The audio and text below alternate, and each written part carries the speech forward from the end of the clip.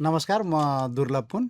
हाम्रो व्यवस्थापिका वार्ताको यो अङ्कमा यहाँहरूलाई फेरि स्वागत छ।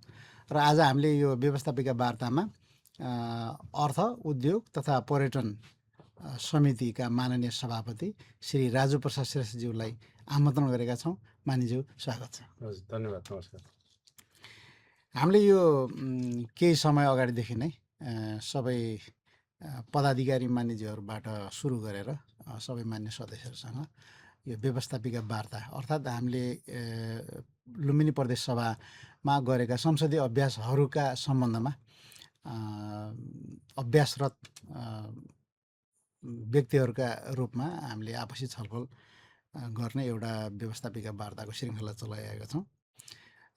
यसमा हामीले सबभन्दा सुरुमा मानिज्यूहरू प्रदेश सभा सदस्यको रूपमा र यो पदाधिकारी रूपमा निर्वाचित हुनुभन्दा अगाडिको पृष्ठभूमिका बारेमा यसो हामीले जानकारी र जिज्ञासा राख्ने गरेका छौँ। मानिज्यूले पनि आफ्नो पृष्ठभूमिको बारेमा हामीलाई जानकारी गराइदिनु भयो हुन्थ्यो। हस्, धन्यवाद, नमस्कार। सर्वप्रथम यो अवसर दिनुभएकोमा यो टिमलाई धन्यवाद दिन चाहन्छु। अब थोरै पृष्ठभूमिको बारेमा भन्नुपर्दा मेरो घर पाल्पा जिल्ला हालको रामपुर नगरपालिका वार्ड नम्बर 5मा पर्छ। बेजान बजार भन्छ त्यसलाई। अब मेरो जन्म 2023मा भएको हो। अब सानोतै पृष्ठभूमि भन्नुपर्दा हामी पारिवारिक हिसाबले निम्न किसान वर्गबाट आएका हौँ। हाम्रो बुवाआमाहरू निम्न किसान वर्गमा हाम्रो डाँडामा बस्तीमा घर थियो पहिला।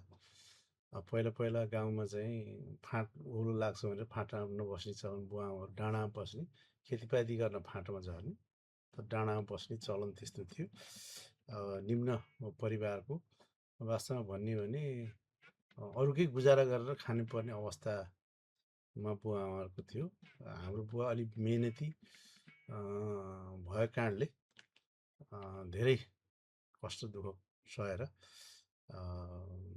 आमालाई विवाहित भइसकेपछि धेरै मेहनत गरेर व्यवसायहरू काम गर्ने र त्यो कामको दौरानमा इन्डियामा गएर इन्डिया आर्मीको पनि भर्ती भएर र अलि बुवाको व्यवसाय गर्ने सोच रहेको कारणले त्यो इन्डिया आर्मी पनि नाम काटेर म आफ्नै ठाउँमा गएर काम गर्छु भनेर त्यो लेकको बस्तीबाट बिस्तारै फाँटतिर अलि बस्ती विकास हुँदै गएपछि अब यो नेवार जातिको छोरो भएपछि व्यवसायिक रूपमा अलि अगाडि बढ्नुपर्छ भने मानसिकता हाम्रो बुवाको पहिलेदेखि बुवाआमाको त्यो भएर बस्ती फाँटमा झरेर सानो सानो चिया पसल व्यवसायहरू सुरु गर्नुभयो। सुरु गरेपछि मेरो परिवारहरू खास गरी हामी 4 भाइ 3 बहिनी, लगभग 3 भाइ र 2 बहिनी माथि नै डाँडैमा जन्मेर हुर्किएको। हामी फाँटमा आइसकेपछि बुवाआमाले व्यवसायिक सुरु गरेपछि फाँटमा आएर जन्मे हुर्किएको कारणले गर्दा त्यो बस्ती अलिक मिश्रित खालको, फाँटमा मिश्रित खालको हरेक जनजातिको बस्ती हुनाले त्यहाँ चाहिँ मिश्रित खालको बस्ती भएपछि व्यवसाय अगाडि बढ्दा म फाँटमा आएर जन्मिसकेपछि व्यवसाय त्यहीँ लेखन पढन अब त्यहाँ बिस्तारै अगाडि बढ्दै अब त्यहीँको विद्यालयमा, स्थानीय विद्यालयमा पढियो, हुर्कियो। त्यही सँगसँगै हाम्रो बुवा वास्तवमा एउटा सामाजिक पनि काम गर्ने, बुवाको प्रेरणाले गर्दा पनि बुवाले सामाजिक काम गर्ने र आफ्नो व्यवसाय काम गर्ने, त्यहाँका स्थानीय सामाजिक भद्र बनाइसम्म काम गर्ने हुनाले त्यो प्रेरणा मिल्यो एउटा। अनि सँगसँगै विद्यार्थी राजनीतिमा पनि म त्योदेखि विद्यार्थी राजनीतिमा पनि हिँड्ने, यताउता बुझ्ने। पञ्चायत कालमा प्राय चाहिँ फरक बहुदलप्रति अथवा फरक दलको धारणा राख्ने प्रति पञ्चायत काल हेर्ने दृष्टिकोण फरक हुने, हामीलाई चासोको विषय किन यसो गरेको होला, होइन, आफ्नो विचार राख्न त सबै ठाउँमा पाउनुपर्छ भन्ने मान्यता राख्ने खालको हामी जनपछि विचार राख्ने व्यक्तिहरूले चासो राख्दा राख्दै हामी चाहिँ बिस्तारै विद्यार्थी राजनीतिबाट मेरो राजनीति सुरु भयो। त्यो विद्यार्थी कालमा विभिन्न विद्यार्थीको नेतृत्व गरेर अगाडि बढ्ने काम गर्दा गर्दै मेरो अब खास गरी प्रेरणा बुवापछि दाजु बचप्रसाद श्रेष्ठ मेरो दाजु हुनुहुन्छ, हाल प्रदेश सभा सदस्य हुनुहुन्छ। उहाँ चाहिँ रूपन्देहीबाट प्रत्यक्षमा निर्वाचित हुन्छ भने पाल्पाबाट दुइटै प्रत्यक्षमा हामी निर्वाचित हौँ। दाइको प्रेरणाले गर्दा पनि अब त्यो सामाजिक भावना हुँदा हुँदै धेरै सङ्घ संस्थामा त्यो नेतृत्व गर्ने, त्यहीँ पढाइ पनि गर्ने। त्यहीँबाट एसएससी पास गरेपछि क्याम्पस पढ्दा हामी तानछिन आउनुपर्ने हुन्थ्यो त्यतिखेर। त्यहाँ क्याम्पस थिएन, क्याम्पसबाट तानछिन आयौँ। त्यहाँ पनि सामाजिक सङ्घ संस्थामा घुल्ने बिर्ने विद्यार्थी राजनीतिमा पनि काम गर्ने गर्दा गर्दै हामी बिस्तारै त्यहाँ समय परिवेशले पञ्चायतको विरुद्धमा विभिन्न चाहिँ फोरममा अथवा विभिन्न चाहिँ लाग्दाखेरि त्यो प्रेरणा पनि अगाडि बढ्यो। अब दाजु बुटोल आउनुभयो, बुटोलबाट राजनीति सुरु गर्नुभयो। त्यहाँको विविध परिस्थितिले त्यहाँ बस्न स्थिति भएन दाजुको 44 सालतिर। दाजु बुटोलतिर आउनुभयो, हामी स्थानीय रूपले रामपुरमै बस्यौँ। त्यही रामपुर पाल्पामा बस्यौँ र त्यहीँबाट दाजुको सामाजिक काम गर्ने भावनासहित लिएर अब त्यहाँ चाहिँ अलिकति बुवा आमाले पनि प्रेरणा दिने र व्यवसाय हुने र आफूले पनि काम गर्ने गरी अगाडि बढेर बिस्तारै क्याम्पस पढिसकेपछि लगभग म कति सालमा हो 54 सालमा 51 सालमा नै म वडाध्यक्षको उम्मेदवार 51 स्थानीय निर्वाचन 51तिर भएको थियो क्या हो। स्थानीय निर्वाचन होइन 51 होइन 49तिर हो कि यस्तै कहिले भएको थियो। त्यतिखेर पहिलोचोटि वडाध्यक्षमा उम्मेदवार उठेँ त्यतिखेर तत्कालीन गाविसमा। त्यसपछि त्यो पराजित भइयो। 54मा फेरि उठ्दाखेरि निर्वाचित भइयो वडाध्यक्षमा उठेर। त्यसपछि त 20 वर्ष त चुनावै भएन। चुनाव नभएपछि निरन्तर सामाजिक काममा लाग्ने, 20 वर्षपछि स्थानीय चुनावै नभएपछि निरन्तर त्यो जिम्मेवारी आफ्नै काँधमा आयो। पद त 5 वर्षमा गयो, तर त्यो 20 वर्षसम्म त्यही सङ्घ संस्था काम गर्ने, त्यही अब विकास निर्माण काम हरेक काममा सहभागी हुने, त्यहाँको हरेक फोरममा सहभागी हुँदाहुँदै अब त्यसपछि 74मा सङ्घीयतासहितको नगरपालिका बनिसकेपछि त्यहाँ नगरपालिकाको मेयरको उम्मेदवार भएँ, नगर प्रमुख उम्मेदवार भएँ। त्यतिखेर पराजित भइयो। त्यो यात्रा निरन्तर राजनीतिक यात्रा चलिरह्यो, हारजित भइरहने चलिरहने, निरन्तर सामाजिक काम पनि लागिरहने, त्यहाँ समाजको हरेक विकास निर्माणदेखि हरेक काममा सहभागी भइरहने। त्यसपछि मेरो आबद्ध पार्टी नेकपा एमाले हो। एमालेसँग नियमित पार्टीको काममा पनि लाग्ने, पार्टीको गाउँ कमिटीदेखि त्यतिखेर तत्कालीन इलाका कमिटीदेखि क्षेत्रीय कमिटीदेखि जिल्ला कमिटी हुँदै अहिले प्रदेश कमिटीमा छु र निरन्तर त्यसपछि 79को निर्वाचनमा अब यो संहितासहितको आएपछि 79को निर्वाचनमा अब प्रत्यक्ष प्रदेश सभा सदस्य पाल्पा 1-1बाट निर्वाचित भइयो। निरन्तर त्यही उसमा अहिले पनि लगातार लागिरहेको छ। अब त्यही सामाजिक काममा लाग्दा अहिले यहाँसम्म आइएको छ। समाजसेवाले राजनीति हुँदै प्रदेशसभा सदस्यमा पहिला भावना समस्या हो। अब मैले समस्या मैले जोडिहालेँ। बुवाआमाहरू नितान्त त्यतिखेर आर्थिक स्थिति कम भएकोले हामीलाई त्यतिखेर क्याम्पस पढ्न पनि गाह्रो थियो। त्यसपछि बुवाआमाले व्यवसायमा बिस्तारै विकास गर्दै गएपछि अब प्रगति हुँदै गयो। बुवाआमाले प्रगति गर्नुभयो। अब आर्थिक प्रगति पनि भयो, सामाजिक प्रगति पनि भयो। सँगसँगै जोडिँदै जाँदा अहिले यहाँसम्म सुखम दुखम आइएको छ। अहिलेसम्म मेरो पृष्ठभूमि केही छुट्यो भने जस अब त्यसपछि पनि झन्डै 3.5 वर्ष बितिसक्यो। यो 3.5 वर्षमा प्रदेशसभा सदस्यको रूपमा र समिति सभापतिको रूपमा मानिज्यूको अनुभूति कस्तो रह्यो?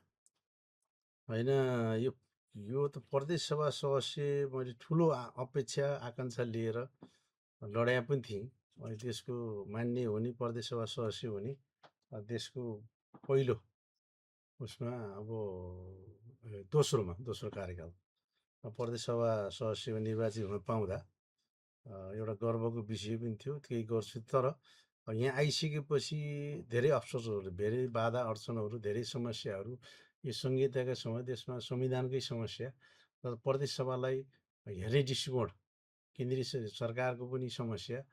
अब त्यसअनुसार अब जनतामा पनि प्रदेश सभालाई हेर्ने दृष्टिकोण यो अनावश्यक हो कि नचाहिने हो कि भन्ने खालको भ्रम पनि सिर्जित भइरहने र केन्द्र सरकारले फेरि यो प्रदेश सभालाई यो जनताको अपेक्षा यस्तो आछ भनेपछि प्रदेश सरकारले गरेका कानुनहरूलाई निस्तेज अथवा प्रदेश लागू गर्न नदिने अथवा प्रदेश सभाका कानुनलाई निस्तेज बनाउने विभिन्न निर्णयहरू विभिन्न चाहिँ तौर तरिकाले त्यस्ता खालका जुन अब्स्ट्रक्सनहरू आए, बाधा अप्चन आए, जुन उद्देश्यका साथ प्रदेशमा आइएको थियो। अरू म आफ्नो हिसाबले त मैले चाहिँ मेरो बलबुता खोबिली भ्याएसम्म मैले त त्यो क्षेत्रको विकासको लागि र त्यो क्षेत्रमा हामी प्रदेश सभा जुन कानुनता हामी चाहिँ प्रदेशसम्म आउनुको अर्थ यो यहाँको विकास निर्माणभन्दा पनि यहाँका कानुन व्यवस्थापन कुरा होइन नियमका कुराहरूलाई बढी चाहिँ फोकस गरेर अगाडि। तर जनताको अपेक्षा के छ भने त्योभन्दा हाम्रै धारा पँधरा बन्नु पऱ्यो, हाम्रै कुला बन्नु पऱ्यो, हाम्रै बाटो बन्नु पऱ्यो, हाम्रै स्कुल बन्नु पऱ्यो अथवा हाम्रो सुविधा हुनु पऱ्यो भन्ने जनताको अपेक्षा त्यो छ। त्यो सँगसँगै मैले आफ्नो बलबुताले भ्याएसम्म प्रदेशले दिएको अधिकार प्रयोग गरेर यहाँको विकास बढीलाई आधार बनाएर निरन्तर लागिरहेको छु।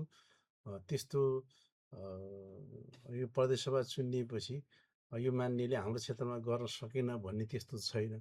र समग्रमा हेर्दा प्रदेश सभा चाहिँ ले यो राष्ट्रलाई अलिक बुझिलो बनाएको हो कि होइन खर्च राजस्व खर्च बढाएको हो कि भन्ने दृष्टिकोण जनतामा छ। तर समग्र विकासलाई हेर्दाखेरि त प्रदेशको गाउँ गाउँमा जुन विकास गएको छ अब अरू प्रदेश सभा सदस्यको त मैले निकाल्न पाएको छैन त्यहाँको विकास निर्माण कसरी भइरहेको छ। तर मेरो क्षेत्रमा हेर्दाखेरि समग्र साउनेती खालको प्रदेश सरकारले विकास गरेका योजनाहरू प्रशस्तैहरू छन्। यो फल्ना प्रदेश सरकारबाट आएको योजनाहरू भन्ने खालको जनतालाई आभास भएको छ। प्रदेश सभा सदस्यको भूमिकाको कुरा गर्दाखेरि दुईवटा कुरा आउँछ क्या अलि अन्तर्वर्ती जस्तो अब विकास निर्माण हो कि कानुन निर्माण हो प्रदेश सभाको सदस्यको चाहिँ भूमिका अथवा संसद सदस्यको भूमिका भन्ने आउँछ कि। अनि अब मानिज्यूले यो 3 वर्ष 3.5 वर्ष अनुभव गर्दाखेरि कानुन निर्माण र विकास निर्माण यो दुईवटा को अन्तर्विरोधलाई अथवा यो दुईवटा कामलाई कसरी हेर्नु कसरी सन्तुलित बनाएर लैजानु? समग्र हामी प्रदेश सभा सदस्य भएपछि त हामीले गर्न पर्ने हामीलाई विशेष फोकस गरेको सरकारले फोकस गरेको त कानुन निर्माणै हो। तर जनतालाई त्यो आवाज छैन कि यो कानुन निर्माण मात्रै गर्न गएको भन्ने जनतालाई त्यो छैन। यो यहाँबाट चुनिएर गए जस्तै यहाँको विकास यसले गर्नुपर्छ भन्ने जनतामा छ। यहाँ त्यहाँका जनताका समस्याहरू खानेपानीका समस्या, शिक्षाका समस्या, स्वास्थ्यका समस्या, बाटो पूर्वाधारका समस्या यो चाहिँ गर्ने त्यही प्रदेश सभा सदस्यले हाम्रो अरू को छ र? स्थानीय तहले आफ्नो सुरले आफ्नो योजनाहरू गरिरहेको छ र हामीसँग प्रदेश सरकारसँग अपेक्षा गरेको जनताले त विकास निर्माण हेर्छ। यसले के कानुन बनायो, यसले के कानुन बनाएर यसले पास गर्यो। जस्तै म वास्तवमा म समितिको सभापति भइसकेपछि त मेरो त खास त कानुनै बनाउने काम हो यहाँ जिम्मेवारी दिएको त। म त कुनै विकास मन्त्री पनि होइन। त्यस कारणले त्यो कुरा जनताले बुझ्दैन। म अर्थ उद्योग पर्यटनको सभापति हो। अहिले पनि के भन्छन् भने जनताको मनस्थिति के छ भने अर्थको सभापति भएछ यसले त बजेट त यसरी बनाउने भन्ने जनतामा छ। अलि बुझ्ने जानकारहरू होइन जान्ने बुझ्ने बुद्धिजीवी सर्कलले त समिति हो, समितिले कानुन निर्माणलाई सहयोग गर्ने हो, कानुन निर्माण बनाउनलाई दिने हो, सरकारलाई सुझाव दिने हो, सरकारसँग राय लिने हो, सरकारलाई निर्देशन गर्ने हो भन्ने अलि बुद्धिजीवी सर्कलमा कानुन जानेका मान्छेलाई त्यो छ। सर्वसाधारण अधिकांश जनतालाई त के छ भने अर्थ उद्योग पर्यटन भनेपछि 3 चिजको यसले चाहिँ बजेट बनाउने हो। अर्थको र उद्योगको पर्यटनको बजेट बनाउने जनतालाई त्यो आवाज अहिले पनि जुन हामी गाउँ छ। फेरि मेरो ठाउँ कस्तो छ भने म रामपुरको फाँटमा बस्छु तर मेरो क्षेत्र भनेको अलि बेसी 90% मगर बस्ती डाँडा बेल्ट क्षेत्र पर्छ। त्यहाँको जनतालाई अब स्थानीय सरकारले जे गर्यो अरू बाँकी त प्रदेश सरकारले गर्ने हो ठुल्ठुलो योजनाहरू त्यो स्थानीय सरकारले गर्न नसक्छ प्रदेश सरकारले गर्ने हो म अर्थ उद्योग पर्यटन सभापति त्यसैले हाम्रो मान्यता अर्थ उद्योग पर्यटन सभापति पनि हो भने त अर्थको त समस्या भएन हामीले जति पनि अर्थ ल्याउन सक्नुहुन्छ उहाँले भन्ने मानसिक रूपले मेन्टालिटी जनता लेभलमा त्यो छ तर यहाँ हेर्दा त हाम्रो मुख्य भूमिका भनेको त कानुन निर्माणै हो हामी त्यसैमा लागेछौँ होइन त्यसले गर्दा जनता र हाम्रो चाहिँ अलिकति त्यो बुझाउनलाई गाह्रो भएको छ तर समग्रमा विकास काममा चाहिँ लागिरहेछ अपेक्षा त सबै कहाँ पुग्छ र तर सम्बोधन गर्ने काम सबै क्षेत्रमा भएको छ हाम्रो क्षेत्रमा पनि प्रदेश सरकारले काम गरेछ है भन्ने भान हामीले दिलाएको छौँ मानिसले अघि उठाउनु खोजेको त्यो संहिता कार्यान्वयनको सेक्टरमा अलिकता भ्रमहरू रहेको भन्नुभएको थियो संहिता कार्यान्वयनका दृष्टिले मानिसको अनुभूति चाहिँ कस्तो रह्यो यो संघीयता त वास्तवमा मलाई लागेको त संघीयता त कार्यान्वयनै भएको छैन यो केन्द्रीयता नै छ अहिलेसम्म मलाई लाग्यो त केन्द्रीयता नै छ अब हामी प्रदेशले कानुन बनाउँछौँ नीति बनाउँछौँ होइन अब कानुन नीतिलाई सङ्घ सरकारले एउटा निर्णय रोकिदिन्छ भनेपछि त त्यसको कार्यान्वयन पक्ष त छँदै छैन किनभने अहिले केन्द्रीयतै छ कि अधिकारै त्यहाँ छैन त प्रदेशले केही अधिकारै छैन हामीसँग होइन केही गर्न खोज्छौँ यो केन्द्रीय सङ्घ केन्द्रीय चाहिँ कानुनसँग बाध्यो भनेर त्यो स्टप हुन्छ अथवा एउटा मन्त्रीमण्डलले एउटा निर्णय लेखेर पठाइन्छ त्यो कानुन स्टप हुन्छ अहिले हेर्नु त यहीँ चाहिँ अब प्रदेश सरकारको प्रदेश सभा सदस्यको 74देखि निरन्तर अब स्वकीय सचिव पाइरहेको सुविधा सम्बन्धी ऐन सुविधा सम्बन्धी ऐनले खाइरहेको अहिले 79 पनि अब लगभग दुई वर्ष खाइरहेको एउटा सानो केन्द्र सरकार निर्णय गर्दा त स्वकीय सचिव अहिले चाहिँ अब न खारेज भएको छ न स्वकीय सचिव अब खारेज भयो भन्ने छैन सरकारले निर्णय गरे पनि छैन राख्न नपाउने भनेर राखेकोलाई अब सुविधा दिन पनि सकेका छैन भनेपछि हामी प्रदेश सरकार अलमलमै छौँ एक त सरकारले नेतृत्व गर्न नसकेको हो कि अथवा सरकारले लाई अब भन्दा हजुर पनि ब्युरोक्रेसी कर्मचारी होइन तर सरकारले यता ब्युरोक्रेसी चलाउने कि ब्युरोक्रेसीले सरकार चलाउने यस्तो स्थितिमा छ अरू कुरो यो नमिलेको कुरा के लाग्छ मलाई सोझो म त सोझो पनि छु फेरि नबुझेको कुरा रहेछ भने प्रदेश सरकारले सरकार बन्ने अनि कर्मचारीका प्रमुखहरू केन्द्र सरकारले पठाउने फेरि यत्रो 74 सालदेखि संहिता लागू भएको छ होइन यत्रो वर्ष भयो पहिलो वर्ष त अब ठिकै छ यो मिलेन केन्द्र सरकारले व्यवस्थापन गर्नुपर्छ अब त कम्तीमा प्रदेश सरकारले आफ्नो मुख्य सचिव आफ्नो सचिव राख्न किन नपाउने प्रदेश निजामती ऐन पनि बनिसकेको छ त्यो चाहिँ केन्द्रीयको ऐन नभन्दा हाम्रो कार्यान्वयन हुन सकेको छैन यस्ता यस्ता कुराहरूले गर्दा प्रदेश सरकारलाई कमजोर गर्ने काम नै केन्द्र सरकारले गरेको छ जो प्रदेश सरकारलाई चलाउनका लागि आवश्यक पर्ने अरू कयौँ कानुनहरू अझै बन्न बाँकी छन् बन्न त बाँकी जस्तै उदाहरणको लागि प्रहरी समायोजन नै भएको छैन नभए हुनाले प्रहरी ऐन बने पनि प्रदेश प्रहरी गठन गर्न सकिएको छैन प्रहरी नै नभएको चाहिँ सरकार भयो सरकार भने के हुने भन्ने बारेमा एकचोटि मुख्य न्यायाधिवक्ताहरूको राष्ट्रिय सम्मेलन भएको थियो हाम्रै लुम्बिनी प्रदेशमा मैले पनि भाग लिने मौका पाएको थिएँ त्यहाँ कुरो उठाएको थियो कि सरकार हुनलाई त 3टा कुरा चाहियो कलम बन्दुक र पैसा यी 3टा कुरा चाहियो यी 3टै कुरा छैन अनि कहाँबाट हुन्छ भन्ने कुरा उठाएको थियो कि अब कलम भने कर्मचारी भयो कर्मचारीको त धन अहिले चाहिँ प्रदेश निजामती ऐन र स्थानीय निजामती ऐन बनिसक्यो अब बन्दुक भने चाहिँ प्रदेश प्रहरी हो प्रहरी चाहिँ गठन हुन सकेको छैन अब पैसा भनेपछि त अब राजस्वको कुरा भयो राजस्व चाहिँ पुरै त्यो ठुलो अंश चाहिँ अनुदानहरूमा चल्ने अनि आफ्नो राजस्व नभएको राजस्व उठाउने अधिकार पनि तल कम भएको एकदम कम अनि अघि मानिसले उठाउनु भएको विषय पनि हो कि जस्तै अब मितव्ययिता अपनाउने भन्ने निर्देशन पठाउने के अरे अन्तर सरकारी वित्त व्यवस्थापन ऐन अनुसार सङ्घीय सरकारले प्रदेश सरकारहरूलाई मितव्ययिता अपनाउने निर्देशन स्वरूप आएको हो त्यो होइन के अरे पदाधिकारीहरूको सुविधा चाहिँ स्वकीय सुविधा चाहिँ रोक्ने भन्ने निर्णय हो नि त त्यो त्यो निर्णय कानुनी रूपमै कति के अरे के अरे कानुनी हो अथवा त्यो गैर कानुनी हो त्यस बारेमा चाहिँ के अरे व्याख्या हुनै बाँकी छ अझै।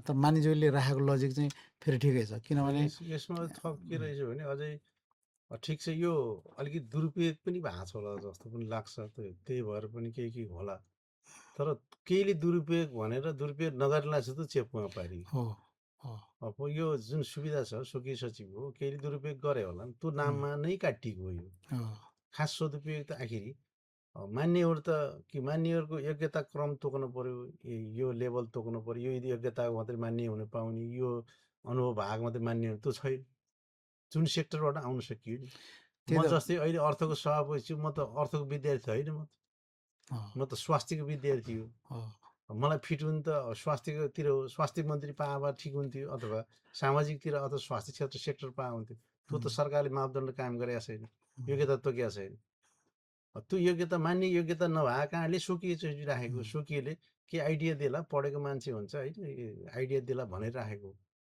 तर कोही गलत प्रयोग गरेर उनीहरूले जस्तै आफ्नो भाइ बाजार राख्ने छोराछोरी राख्ने अथवा नजिकका मान्छे राख्ने अनुयुक्त खाले उपयुक्त त आफ्नो भाइ बाजार पनि हुन सक्यो अनुयुक्त खाले मान्छे राख्ने यसले गर्दा केन्द्रले त्यो पोलिसी गरेर एक त अहिले अब सरकार परिवर्तन जुन भयो सरकार परिवर्तन भइसकेपछि पुरानो सरकार गरेको काम यी सबै गलत छ प्याट काटिदिउँ भनेर काटिदिएको हो कि बुझ्दै नबुझिकन होइन अब अहिले केन्द्र सरकारले स्वकीय सचिव चाहिन्छ भनेर अहिले सरकार पछि मान्नेहरूको माग भइरहेछ भनेपछि आवश्यकता त रहेछ पुरा छ दुरुपयोगको आवश्यकता केन्द्र सरकारलाई पनि परिसक्यो त्यहाँको मान्नेलाई पनि परिसक्यो तर दुरुपयोगको नाममा त्यो चपेटा हामी सुत्नु पऱ्यो जहाँ जसले सही काम गरेको छ ठिक काम गरेको छ त्यो पनि पऱ्यो कि दुरुपयोगलाई त दुरुपयोग गरेकोलाई मात्रै तलाउनु पर्यो दुरुपयोग गरेको उदाहरण चाहिँ हेरियो सदुपयोग गरेको उदाहरण चाहिँ हेरिएन त्यसलाई प्राथमिकता दियो कसरी एउटा गल्ती गर्यो भने एउटा बोरामा एउटा आलु केही पुग्यो भने बोरै पाउँछ भन्दै त्यो पुगेको चाहिँ मात्रै निकालिदिएको भने अरू बोरा त बाँकी रहन्छ नि अब अघि मानिसले भनेको कानुन निर्माण र विकास निर्माणको अन्तर्विरोध चाहिँ संयोगवश फेरि त्यो बारेमा कुरा गर्दा चाहिँ अर्थ उद्योग र पर्यटन समितिमै कोही मानिसज्यू सभापति हुनुभयो अनि त्यो विकास निर्माण गर्ने भनेको बजेट ल्याउने हो बजेट बनाउने हो अनि बजेट नै हेर्ने बजेटसँग सम्बन्धित कानुनहरू बनाउने समिति नै फेरि यो अर्थ उद्योग र पर्यटन समिति पर्यो भनेपछि त के अरे समितिले कानुन बनाउँदा नै के अरे सबैतिर समान रूपमा बजेट वितरण हुन सक्ने कानुन बनाउन सकिन्थ्यो होला भन्ने कुरा पनि हामीले जनतालाई बुझाउनु पर्ने कुरा कानुन त समानुपातिक नै वितरण कानुनले त राम्रो छ कानुन त नराम्रो छँदै छैन हामीले दुई तिनवटा नै पास गरिसक्यौँ अब यहीँ हेर्दाखेरि अब विशेष गरी प्रत्येक आर्थिक कार्यविधि तथा वित्तीय उत्तरदायित्व सम्बन्धी विधेयकै पास गरेर ऐनमा परिणत भइसक्यो यसमा पनि धेरै कुराहरू बजेट बनाउने ऐन नै यही हो होइन धेरै कुरा उल्लेखित छन् तर अहिले यहाँ सरस्वती मान्नेहरू सत्तापक्षी विपक्षी सबै मान्नेहरूको कुरा के छ भने बजेट चाहिँ समानुपातिक भएन बजेट चाहिँ अब मन्त्रीको क्षेत्रमा चाहिँ थुप्रा बजेट जाने अनमेल भयो अरू सांसद क्षेत्रमा बजेटै छैन कोही मन्त्रीको क्षेत्रमा अरबौँ बजेट परेको छ कोही मन्त्री क्षेत्रमा करोड पनि छैन अनमेल त यो कानुनले त अनमेल कला भनेको छैन नि समानुपातिक वितरण गर त्यही प्रणाली नै हाम्रो बेठी भयो कि अनि अहिले चाहिँ यो के अरे प्रदेश योजना आयोगले आयोजना बैङ्क सञ्चालन गर्ने भनेर एउटा निर्देशिका पनि आएको छ यसले समस्या हल गर्ला कि कस्तो लाग्छ मान्छे होइन आयोजना ब्याङ्क एकदम राम्रो हो तर यो वर्ष पनि आयोजना ब्याङ्क लागु होला जस्तो मलाई लागिरहेको छैन किनभने सरकार त्यो इस्युमा गएको छैन लागु गर्ने त भनेको छ होइन यसलाई बिस्तारै लागु गर्दै जाने त सरकारले भनिरहेको छ अब आयोजना ब्याङ्क भयो त धेरै त्यहाँ कुराहरू आयोजना ब्याङ्कमा छिरेपछि त त्यहाँबाट सिलेक्ट गर्न सजिलो हुन्थ्यो अहिले त अब बाहिरबाट बजेट आउँछन् कोही कहाँको माथिको प्रेसरले आउँछ कोही चाहिँ आफन्त कारणले आउँछ ती बजेटहरू त्यसरी घुस्ने छिर्ने काम भएको छ ब्याङ्क मार्फत गए त एउटा आधिकारिक रूपले त्यहाँबाट सिलेक्ट भयो भने त कहीँ न कहीँ त्यसको हेरखोज त हुने भयो आयोजना बैङ्क मार्फत जाँदाखेरि एउटा फिजिबल उम्, सम्भाव्य सम्भावित आयोजनाहरू मा बजेट जाने कुरा त राम्रो हो के अरे त्यो के अरे निश्चित होला। तर फेरि त्यही क्षेत्रीय सन्तुलनको कुरा गर्दा त आयोजना बैङ्क भए पनि त क्षेत्रीय सन्तुलन हुन्छ भन्ने त ग्यारेन्टी भएन। त्यो त भएन। त्यो त किनभने आयोजना बैङ्कमा त सबै क्षेत्रबाट आउँछ। अब कुन छान्ने भन्ने त्यो हुन्छ। छान्ने अधिकार फेरि त्यो मन्त्रीमण्डलले हुने भयो। त्यो त हो, त्यसले केही पारदर्शिता त ल्याउला। तर त्यो कतिपय कुरा यो नीतिगत कुरा लेखेकै कुरा भन्ने होइन, कति नैतिकताको कुरा पनि भयो। अहिले त अब मन्त्रीज्यूहरूलाई पनि आफैलाई पनि त्यो अनुभूति हुनुपर्ने हो हामीले गलत गरियो भन्ने कुरा। किनभने अनमेल बजेट भएपछि मन्त्रीको क्षेत्रमा बजेट गएको त आखिर त असार 1 को बजेट भाषण भएछ त देखिन्छ। देखेपछि त सांसदले कुरा उठाउँ तेरो क्षेत्रमा यो शीर्षकमा यति बजेटको है, अनि सबै देखिने भएपछि त त्यो किन आफ्नो त्यो नैतिकता प्रयोग नगर्ने? त्यो उठाएर पनि संविधान के अरे यो बजेट त संशोधन नहुने रहेछ नि फेरि। बजेट संशोधन बजेट नहुने संशोधन हुने भने त सरकार नै फेरबदल हुने कुरा आउँदो रहेछ फेरि। त नेपालको अभ्यासको कुरा गरेँ मैले। चाहिँ अस्ति हामी एउटा प्रदेश सुशासन राखेको कार्यक्रममा गयो नि, त्यतिखेर त हजुर त्यहाँ हुनु भएन क्या हो। उहाँहरूको पनि दुईटा कुरा भयो। एउटा चाहिँ प्रशिक्षक भनौँ न कुरा चाहिँ अब नेपालको ट्रेन कस्तो बस्यो भने बजेट संशोधन गर्न मान्नेहरूले संशोधन गर्न मिल्छ, तर सरकारको ट्रेन कमाएर एउटा ऊ पनि फुल स्टप पनि संशोधन गर्न नमान्ने। यो ट्रेन चाहिँ पहिलेदेखि आइरह्यो। तर कानुनमा त काशीराज दाहाल कानुनमा त तपाईँले संशोधन गर्न मिल्छ। संशोधन गर्ने सरकार फेल हुने होइन, तर ट्रेन के बस्यो भने त्यो संशोधन नगर्ने बानी ट्रेन बस्यो। अशोक समथिङ कृष्णहरि बास्कोटा हो कि उहाँले चाहिँ ट्रेन यस्तो बस्यो, अब संशोधन गर्नै मान्दैनन्, तर गर्न पाउने अधिकार ऐनमा छ, फेरि गर्न सक्नुहुन्छ। त्यो भनेको त खर्च कटौती प्रस्ताव त हो। त्यो चाहिँ राख्यो भने त्यो बजेट फेल हुन्छ भनेर त्यो चाहिँ परिमार्जन गर्न नचाहने। तर खर्च कटौती प्रस्ताव राखेको भए त्यो प्रस्ताव सत्ता पक्षमा मान्नेले राखेको भए पनि त्यो पास हुन सक्थ्यो त। मतलब हामीले अभ्यास त गरेका छैनौँ। मानिसलाई कस्तो लाग्छ? होइन, अब कानुनविदको भनाइअनुसार अब हामी त अहिलेसम्म त हुबहु जस्ताको तस्तै पास गरियो। सरकार पक्ष भएपछि त त्यहाँ त व्हिप जारी भए हुन्छ। व्हिप जारी भए हुन्छ। तर त्यो खर्च कटौती र संशोधन गरेर पनि पास गर्न सकिन्छ भन्ने कानुनले दिएको छ। सरकार फेल हुँदैन त्यो विषयले। नै उदाहरणको लागि अघि मानिसले भन्नु भने मन्त्रीको निर्वाचन क्षेत्रमा धेरै बजेट थुप्र्यो, रेड बुकबाट थाहा भयो। अनि त्यसपछि अब त्यो खर्च कटौती गर्नु पऱ्यो त्यता भनेर कुनै मान्य सदस्यले खर्च कटौती प्रस्ताव राख्नुभयो। त्यो सबै 100 रुपियाँमा राख्ने होइन, अथवा 1 रुपियाँमा झार्ने भनेर के अरे 100 रुपियाँ कायम गर्ने भनेर खर्च कटौती प्रस्ताव भयो। मानव त्यो के गरी पास भयो भने त त्यो अभ्यास त हामीले गरेका छैनौँ। तर त्यो चाहिँ हुन सक्ने सम्भावना त हो नि। होइन, पास गर्न पनि सकिने रहेछ, तर पास गर्दै सरकार फेल हुने भन्ने त हुन्न भन्ने कुरा नै फेल हुने त लेखेको छैन फेरि। त्यो कुरो उहाँहरूले भनेको कुरो ठिकै हो, फेल हुँदैन। फेल तर त्यो ट्रेन पास गर्ने ट्रेनै छैन। तर हाम्रो चाहिँ संसदीय अभ्यास चाहिँ के हो भने त्यो चाहिँ नैतिकताको आधारमा सरकारले बजेट फेल भएको भनेर ट्रेन के बस्यो भने अलिकति ट्रेन अब जमाना अर्थमन्त्री जमानादेखि अर्थमन्त्री ल्याएको बजेटमा त्यही 101 रुपियाँ कटौती गर्दा अथवा फुल स्टप इन्कममा बिगार्दा पनि नैतिकता राजीनामा दिनुपर्ने, त्यो फेल भयो भने राजीनामा दिनुपर्ने अथवा परिवर्तनमा राजीनामा दिनु, त्यस्तो ट्रेन। तर कानुनमा त बजेट ल्याएपछि छलफलमा खर्च कटौती गरेर पनि सरकार फेल हुँदैन, पास गर्न सकिन्छ। होइन, यो संसदीय अभ्यास त बेलायतबाट आएको हुनाले अलिक ट्रेडिसनली हुँदो रहेछ क्या। जस्तो उदाहरणको लागि हाम्रोमा ढ्यापढ्यापे समय भन्ने हुन्छ, त्यो नियमले लेखा छैन। तर मान्य सदस्यले 3 चोटि ढ्यापढ्याप गर्नुभयो भने सभामुखले समय दिनुपर्ने हुन्छ क्या, बोल्न समय दिनुपर्ने हुन्छ अरे। त्यो संसदीय अभ्यास कुरा भयो। त्यो अभ्यासले नै त्यो चाहिँ बजेट चाहिँ फुल स्टप र कमा पनि चेन्ज हुनु हुँदैन। भयो भने सरकारले चाहिँ नैतिक रूपमा राजीनामा दिनुपर्छ भन्ने त्यस्तो ट्रेन बसेर। तर त्यो कारणले दिन पर्दैन भन्ने कुरो अस्तिको चाहिँ सुशासन त्यो चाहिँ हो। त्यो बारेमा चाहिँ मान्य सदस्यहरूको बिचमा पनि अलिअलि छलफल चल्नुपर्छ जस्तो लाग्छ मलाई। त्यो अब वास्तवमा अर्थको समितिको हिसाबले अब हामीले त पटक पटक भनेका छौँ हो, यो अर्थ समितिले नै यो विषयमा पहल लिन पनि सक्छ जस्तो लाग्छ मलाई। त्यो विषय अब छलफल त अस्तिको धेरै माननीय सांसदहरू, मन्त्रीज्यूहरू त्यहाँ उपस्थित हुनुहुन्थ्यो। धेरैले कुरा सुन्नुभएको छ। उम्, उम्, तर त्यहाँ अब हाम्रो पूर्व सचिव कृष्ण हरिवास सरले तर यी ट्रेन यस्तो छ, हाम्रो बेलायती ट्रेन अनुसार चलेको हुनाले त्यहाँ त अलिखित संविधान छ, लिखित छैन। उहाँ त्यो चलन भएकोले त्यही फलो गर्दा गर्दै हामी पनि त्यही चलनमा गएको छौँ। हाम्रो त लिखित छ।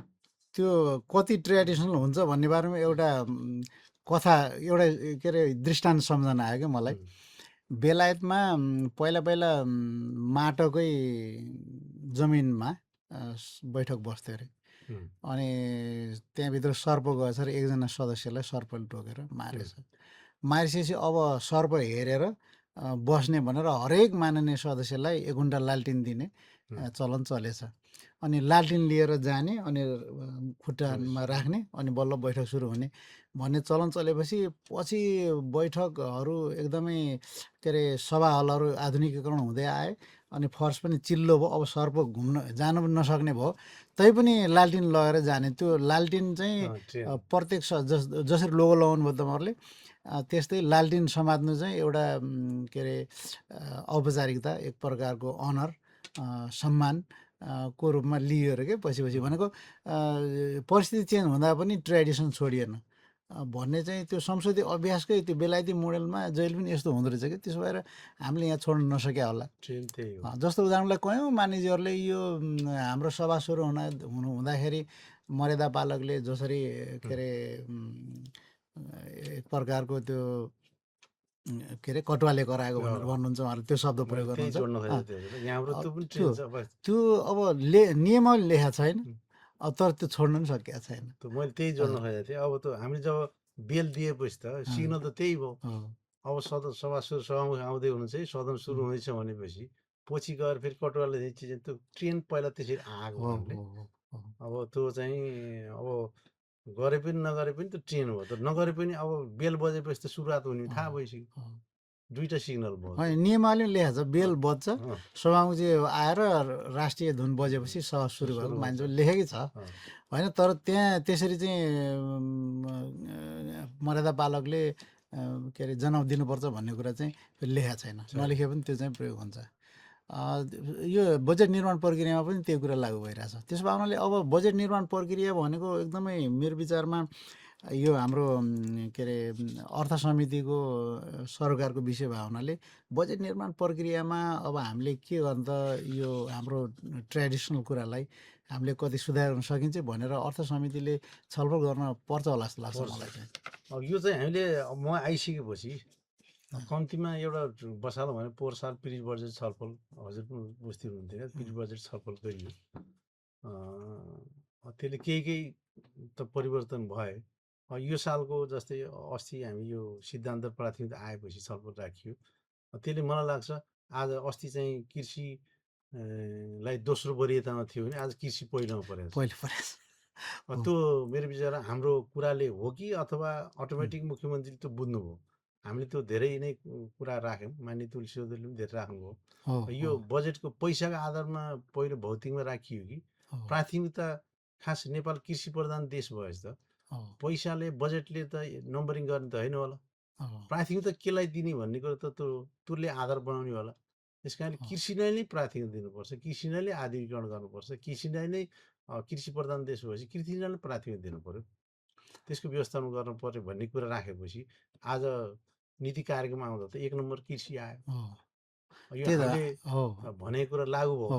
अर्थ समितिमा भएको छलफलको परिणाम पनि हुन सक्छ। परिणाम हो यो। किनभने अर्थ समितिमा छलफल भइसकेपछि त्यो सिद्धान्त र प्राथमिकता माथि भएको छलफलमा पनि प्रशस्त कुरा उठ्यो। समितिमै भएको स्पिरिट चाहिँ यहाँ सभामा व्यक्त भएको आयो। त्यहाँ अब कृषिको प्रशस्त अब बजेटमा कसरी आउँछ हामीले त्यतिखेर पनि भनेको थियौँ।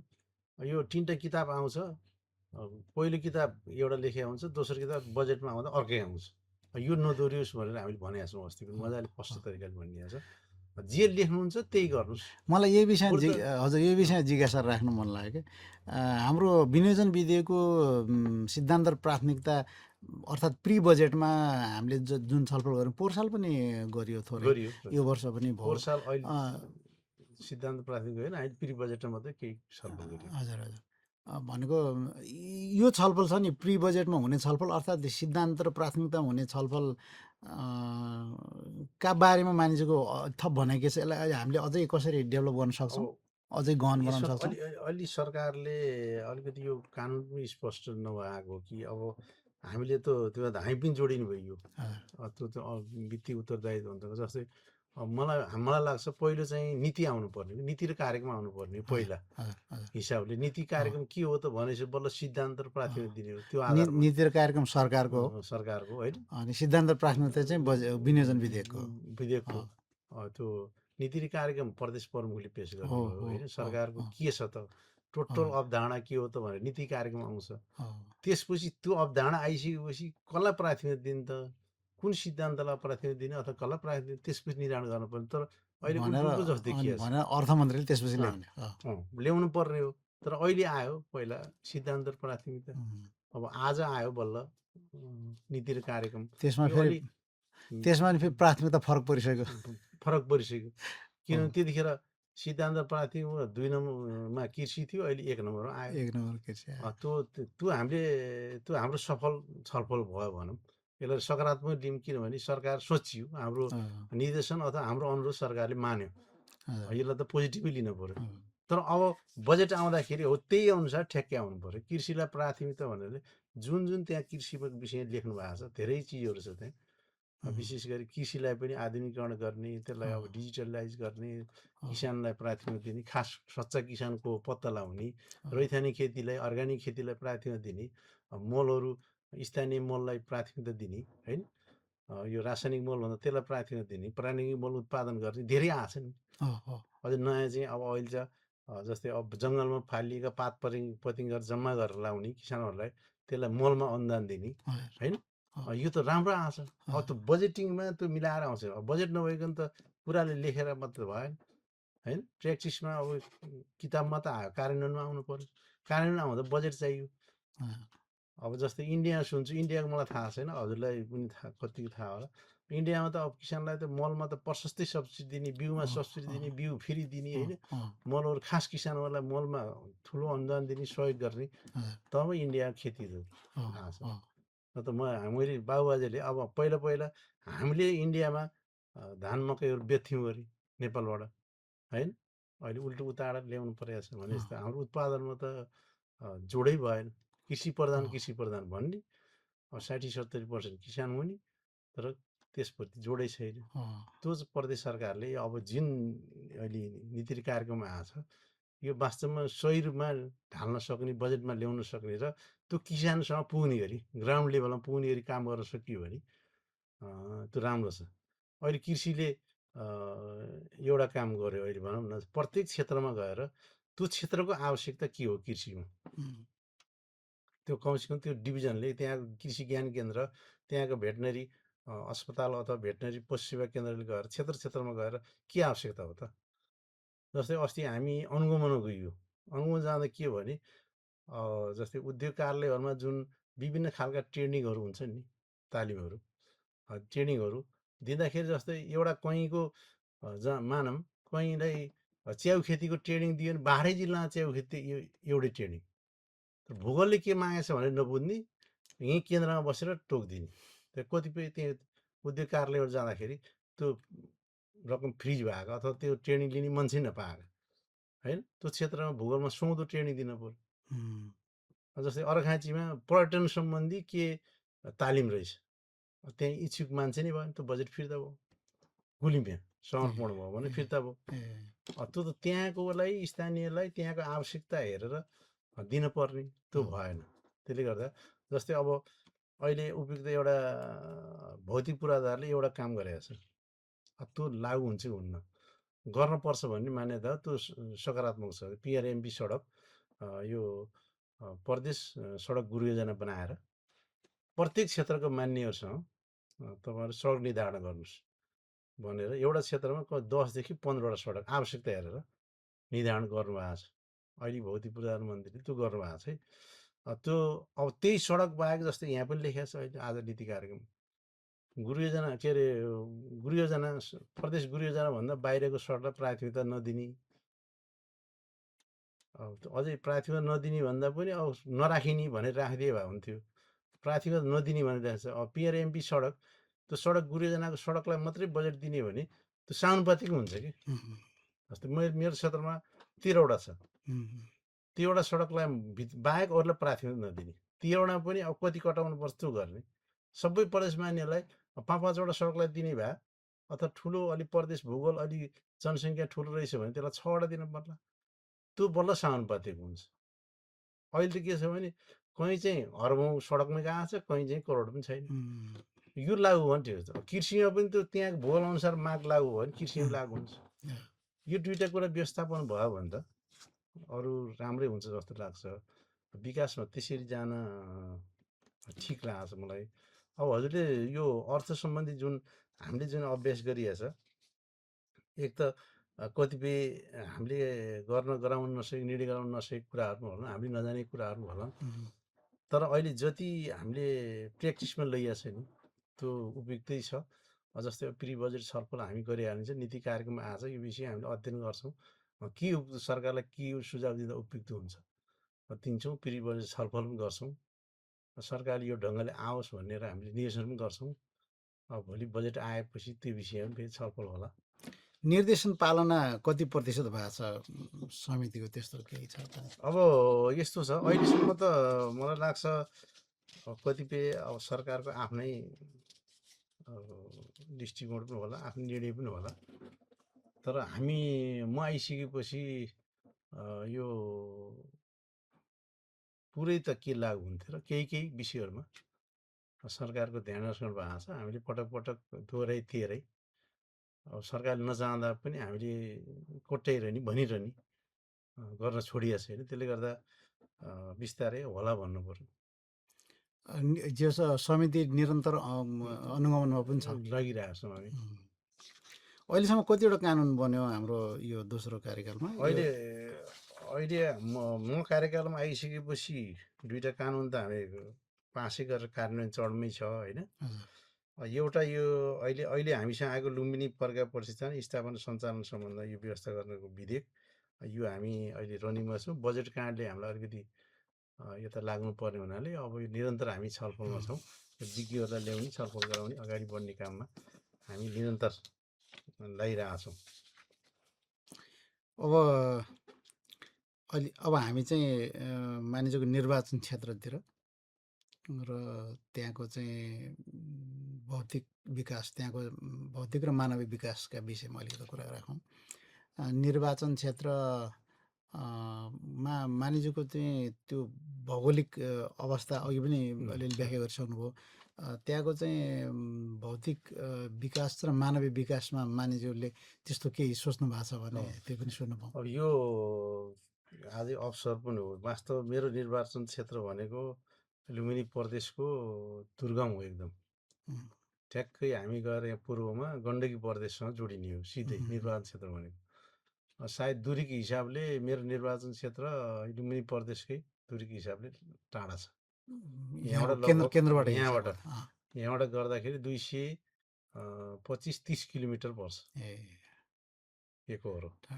अब त्यसमध्ये पनि एउटा निस्ती गाउँपालिका विकासको हिसाबले धेरै नै पिछडिको गाउँपालिकामा पर्छ। मैले पटक पटक सदनमा उठाइरहेको हुन्छु। रामपुर नगरपालिका पऱ्यो अलि व्यवस्थित सडक, त्यहाँ कालीगण्डकी कोरिडोर छ। त्यसले गर्दा अहिले रामपुर नगरपालिकाको भविष्य धेरै राम्रो छ। एउटा यहाँ भन्ने अवसर पनि पाइयो। पाल्पा जिल्लामा 10वटा पालिका, त्यसमा एक मात्र रामपुर नगरपालिका हो, अरूको जनसङ्ख्या सबै पालिका घटेको छ। रामपुर नगरपालिका मात्रै बढिरहेको छ। यसको अर्थ त्यहाँ चाहिँ स्याङ्जा, पाल्पा, तनहुँ, नवलपरासीको केन्द्र जस्तै पर्छ। त भनेपछि मैले भने नि गण्डकी प्रदेशमा जोडियो। गण्डकी प्रदेशका मान्छेहरू धेरै अहिले त्यो रामपुर नगरपालिकामा त्यहीँ जग्गा जमिन किनेर घरबार गर्ने धेरै हुनुहुन्छ। अनि उता गण्डकी प्रदेशमा पनि एउटा स्याङ्जा जिल्ला, तनहुँ र नवलपरासी पश्चिमका मान्छेहरू त्यहाँ बसोबास गर्ने आफ्नो जिल्लावासी त भइहाल्नुभयो। अब त्यही निस्दीबाट पुर्खोला पनि मेरो केही क्षेत्र पर्छ। त्यहाँ घर नाम गर्ने कारण रामपुरको जनसङ्ख्या बढ्दो छ। उम्, इभन तानसिनको जनसङ्ख्या पनि घट्दो छ। अरू 8वटा पालिका त जम्मै पहाडी क्षेत्र पऱ्यो घट्दो छ। उम्, त्यसमा अब निस्ती गाउँपालिका तीमध्ये सबभन्दा दुर्गम र त्यहाँ चाहिँ मगर जनजाति आदिवासी जनजातिको क्षेत्र पऱ्यो। त्यसले गर्दा त्यहाँ चाहिँ अलि बाटोको हिसाबले पनि दुर्गम, त्यहाँ हरेक हिसाबले पछाडि परेकोले त्यो क्षेत्रलाई विशेष फोकस गर्नुपर्छ भन्ने मेरो मान्यता। पटक पटक मैले प्रदेश सरकारसँग हेरेँ। पहिलो कुरो अब सरकारले पटक पटक भनेको छ पालिकासँग चाहिँ प्रदेश सरकार जोडिने गरी पालिका पहुँच मार्गहरू स्थापना गर्ने कुराहरू केन्द्र सरकारले पनि पालिका पहुँच स्थापना गर्ने। अहिले त्यहाँ चाहिँ पहुँच त्यो पालिका केन्द्रसँग जाने बाटो कच्ची नै छ अहिलेसम्म पनि, पिच छैन, कतैबाट कच्ची बाटो जाने हो। त धेरै नाका बाटोहरू खुले। त्यहाँ त पछि पहिला अवस्थामा त विद्युतदेखि खानेपानी हरेक समस्या थियो। अहिले स्थानीय तहले त्यो परिपूर्दै गएको छ।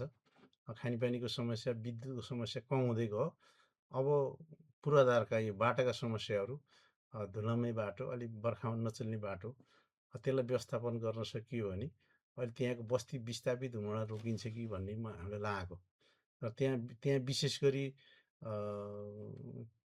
त्यहाँ चाहिँ गेडागुडी, बाख्रा पालन क्षेत्र, अदुवा खेती हुने ठाउँ हो त्यो। त्यसलाई प्राथमिकता दिँदा अहिले सिँचाइको अवस्था कस्तो? सिँचाइ पनि अब पहाडी क्षेत्र भयो, सिँचाइ कम तर छ। उत्पादन हुने ठाउँ चाहिँ छ। ठाउँ छ तर सिँचाइ कम छ। तर सिँचाइ भएपछि यो पहाडी क्षेत्र भएकोले त्यहाँ विशेष अदुवा खेतीलाई थियो। त्यहाँ एउटा यस्तो गाउँ छ, त्यो इलाममा नि भन्छ त्यसलाई, अम्रिसु खेती। त्यहाँ धेरै लाई रोजगार पनि दिएको छ समूह परिवारलाई। एउटा चाहिँ त्यो एउटा इलामको चिया बगान जस्तै त्यो डाँडैभरि अम्रिसै मात्रै छ। त्यहाँ वर्षमा 5 देखि 6 करोडको अम्रिसो बिक्री हुन्छ त्यहाँबाट। त्यहाँ चाहिँ कबुलियती वन भन्छ। त्यहाँ अब गाउँको एउटा ग्रुप बनाएर, समूह बनाएर यति चाहिँ कबुलियती वन, यति तपाईँहरू जिम्मा, यति उहाँले आय स्रोतै भएको छ त्यो। त्यसले गर्दा राम्रो छ। त्यहाँलाई अब त्यहाँ रोजगार गर्नको लागि अब चाहिँ त्यहाँ अदुवालाई प्राथमिकता दिने, गेडागुडी र बाख्रा पालन। पर्यटन त्यही काउली वन हेर्नलाई रामपुरबाट जाने हेर्ने पर्यटन सम्भावना पनि भएको क्षेत्र। त्यो नदी किनार भयो हुनाले नदी किनार छ। अगाडि जानलाई ऱ्याफ्टिङ हुन्छ त्यहाँ। ऱ्याफ्टिङ त कालीगण्डकीमा अब त्यस्तो व्यावसायिक ऱ्याफ्टिङ छैन। सम्भावना त बेसी छ। त्यो सबैमा सम्भावना। त्यहाँ त जलमार्ग उनै पानी जहाजै चलाउने गरी त्यहाँ चाहिँ सर्वे पनि भइसक्यो। स्टेसन पनि कायम गरेर अगाडि बढेको। त अहिले सरकार परिवर्तन गर्दा त्यो चाहिँ अहिले स्थगित छ। एउटा अलिकता कन्ट्रोभर्सियल कुरा छ नि, जस्तो कालीगण्डी डाइभर्सन गरेर ती ठाउँमा ल्याउने कुरा, त्यो कुरामा त्यहाँको जनताको चाहिँ के छ? डाइभर्सन गर्न त त्यहाँ दिन हुँदैन भन्ने छ त्यहाँ।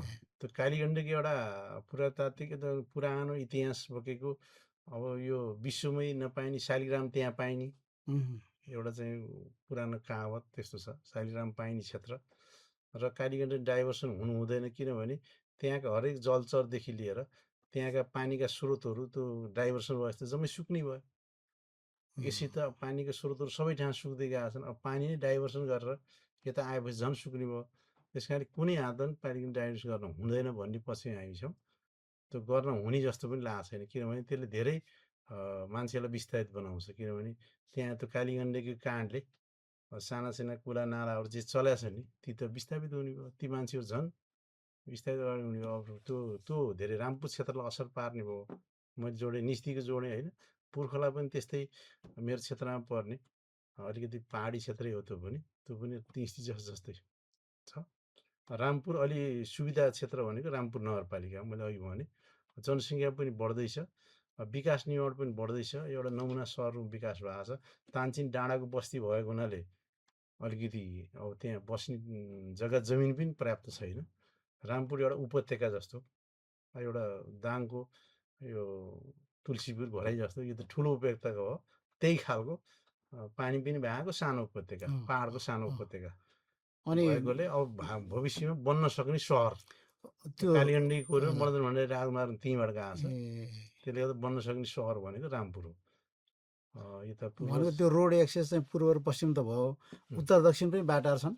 उत्तर दक्षिण छ, बाटोहरू छ, तर त्यो सुविधा सम्पन्न यी पिच बाटोहरू कम छ। जस्तै अब त्यहाँबाट पोखरा जोडिने बाटो पनि छ, त्यसलाई अलिक पुलहरू विस्तार छन् जे ठाउँमा। पुलहरू छ, उम्, धेरै पक्की पुलहरू छन् अहिले त्यहाँ। ए, त्यो कालीगण्डकी जुन बिचमा छ नि, स्याङ्जा र अँ, पाल्पाको बिचमा अँ, धेरै पक्की पुलहरू छन्। ए, पोखरा जान पनि त्यहाँबाट लगभग 100 किलोमिटर 75 30 80 किलोमिटर, बुटुल आउन 100 किलोमिटर, गैँडाकोट जान 100 किलोमिटर, यता आरुखोला निस्कन पनि 60 70 किलोमिटर। जसो त्यस आधुनिक सहर अँ, बसाउन सकिने चाहिँ सकिने सम्भावना। सम्भावना उम्, भविष्यको सहर हुने सम्भावना भनेको रामपुरै छ। उम्, बस्ती पनि त्यही किसिमले विकास भएको छ। उम्, ए, अब त्यहाँको क्षेत्र त्यो छ। समग्रमा रामपुर त्यही क्षेत्र, मेरै क्षेत्रमा रामपुर त्यो छ निस्तीको विकासमा अलिकति उम्, कमी छ। यसलाई चाहिँ अलिकति घटाएर त्यो क्षेत्र यो प्रदेशको पनि अन्तिम क्षेत्र भएकोले उम्, अलिक पीडादायी भएको छ त्यो, किनभने त्यसले त्यो पाउने पाएको छैन। उम्, लगातार मैले मन्त्रीहरूज्यूसँग मुख्यमन्त्रीसँग यो विषय राखेको छु। उहाँलाई त्यो क्षेत्र भ्रमण पनि गराएको छु, त्यहाँको विकासको विषयमा त्यहाँ लगेर देखाएको छु, त्यहाँको वातावरण, त्यहाँको परिवेश, त्यहाँको आवश्यकता देखाएर उहाँहरू पुरै कन्भिन्स हुनुहुन्छ त्यो विषयमा। अब यो बेला बेला सरकार परिवर्तन यताउता भन्दा फेरि परिवर्तन भएपछि अर्को मन्त्रीलाई त्यो कुरा बुझाउन समय लाग्ने, त्यहाँदेखि यति बित्दै जाने। अब 5 वर्ष बित्नु के बेर लाग्छ, त्यो स्थिति छ। समग्रमा निर्वाचन क्षेत्रको स्थिति छ। विकास त्यहाँकोले मागेका छन्, अब त्यसलाई प्रदेश सरकारले सम्बोधन गर्नुपर्ने देखिएको छ।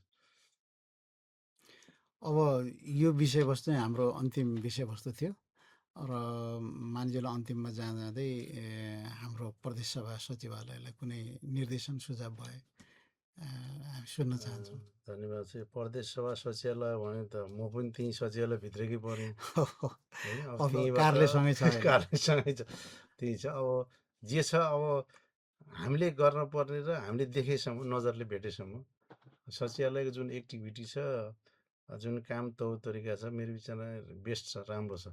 हामी त अन्तर प्रदेश अरू प्रदेश पनि गयौँ होइन। अझ यहाँ एउटा कुरा जोड्नै पर्ने देखियो, वास्तवमा यो प्रदेश भनेको अब मिनी नेपाल पनि भन्ने चलन छ हाम्रो होइन। तर वास्तव मिनी नेपालै छ, किनभने अरू कुनै पनि प्रदेशहरूमा आफ्नै भवनमा व्यवस्थित तरिकाले बसेको देखिएन। अझ जस्तै हामी अस्ति बागमती प्रदेश गयौँ, त्यहाँ पनि समस्या छ। अहिलेसम्म चाहिँ त्यस्तो व्यवस्थित भवनहरू बनिसकेका छैन। व्यवस्थित भवन नभएपछि सेवा सुविधा पनि दिने पनि अब त्यो कमी नै हुने भयो होइन। अब उता मध्य प्रदेशमा पनि स्थिति त्यही छ। तर हाम्रो यस्तो अत्याधुनिक भवन छ, यत्रो चाहिँ एरिया छ, जग्गा छ, मान्छेहरूले उहाँहरूले फोटो देखाउँदा पनि अब लुम्बिनी प्रदेश धेरै अगाडि गइसकेछ भन्ने छ उहाँहरूमा होइन। अब केही नम्बरहरूमा, केही सूचाङ्कहरूमा त हामी कमै छौँ। तर हाम्रो सचिवालयले जे एक्टिभिटी गरेका छ होइन, जे गरेका छ, मलाई समग्र हेर्दा त्यो राम्रो लागेको छ। यो ठिक लागेको छ। यही तरिकाले अगाडि बढ्दा शुभकामना छ यहाँहरूलाई। धन्यवाद छ। आज समय अवसर पाइयो, गफ लगाउनु पाइयो। सबै हाम्रो प्राविधिक मित्रहरू लगायत सचिवज्यू सबै टिमलाई धेरै धेरै धन्यवाद दिन चाहन्छु। बाँकी केही छ भने अब हाम्रो कुराकानी चाहिँ सक्यो। अब हामीले हाम्रो कुराकानीलाई यही अन्त्य गरौँ होइन। हस्, धन्यवाद। हस्, नमस्कार। आजलाई यति नै, हामी फेरि भेट्नेछौँ। धन्यवाद।